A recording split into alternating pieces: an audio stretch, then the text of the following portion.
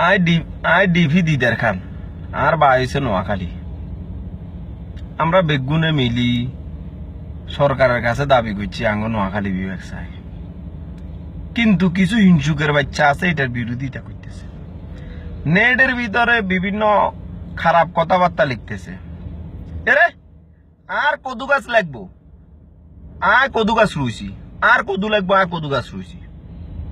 তোর কদু গাছ নাই কিনলাই তুই হয় আর কদু গাছিকে টানি গোয়াতে উড়ালাই বেলায় চেষ্টা কর, আর নইলে কদু গাছের তলে গরম হানি ডালি দি তুই কদু গাছিকে মারিয়ে বেলায় চেষ্টা কর।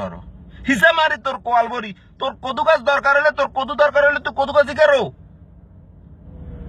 আয় লিখিত দিতাম হারুম বাংলাদেশে আরো 100 বছর বাংলাদেশ উন্নত হইতো না যতদিন এই হিংসুকের বাচ্চা এগুন দেশে বসবাস করব।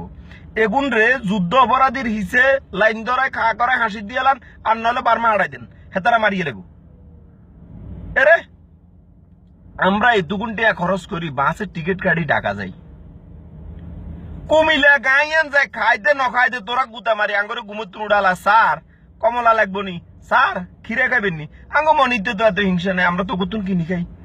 আঙ্গ মনিতে যদি হিংসা থাকতো আমরা বাঁশিতে খাইবার লাই নোয়াখালী তুন কিছু কিনি লই যেতে পারতাম। আঙ্গ কত হয়েছে তোরা 2-4 পয়সা ইনকাম কর। আঙ্গ মনিতে তো কোনো হিংসা নেই।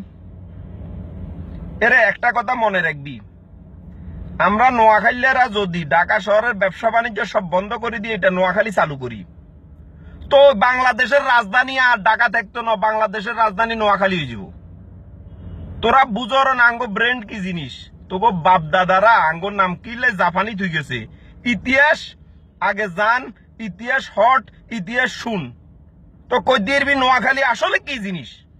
তো আঙ্গোরা আইতে যাইতে তোরা সালাম দিবি মনে রাখ।